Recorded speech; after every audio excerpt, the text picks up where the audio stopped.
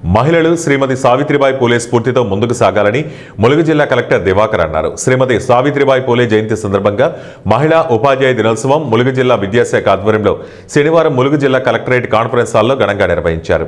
ఈ కార్యక్రమానికి ముఖ్య అతిథిగా జిల్లా కలెక్టర్ దివాకర్ టీఎస్ హాజరై జ్యోతి ప్రజ్వలన చేసి కార్యక్రమం ప్రారంభించారు. ఈ సందర్భంగా కలెక్టర్ మాట్లాడుతూ మహిళలు సావిత్రిబాయి పూలే జీవితాన్ని ఆదర్శంగా తీసుకుని వారి జీవితంలో ఎదుర్కొన్న ఒడిదుడుకులను వాటన్నింటినీ అధిగమించి చదువుకోవడంతో పాటు మొదటిసారిగా సమాజంలో మహిళలు చదువుకోవడానికి ప్రోత్సహించి పాఠశాలను ఏర్పాటు చేయడం జరిగిందన్నారు. అనంతరం ములుగు గ్రంథాలయ సంస్థ చైర్మన్ బాణత్ రవిచంద్ర మాట్లాడుతూ సావిత్రిబాయి పూలే జీవితం అందరికీ ఆదర్శప్రాయమని, వారి స్ఫూర్తితో మహిళలు ఉన్నత స్థాయికి చేరుకోవాలని, మహిళా సాధికారత దిశగా ముందుకు సాగాలన్నారు.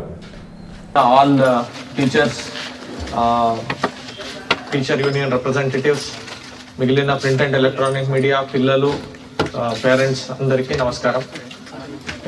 ఇది నేను చెప్పేటప్పుడు మీరు చూసి ఉంటారు 195 అంటే 195 సంవత్సరాల తర్వాత కూడా మేము వాళ్ళని గుర్తుపెట్టుకుంటున్నాం.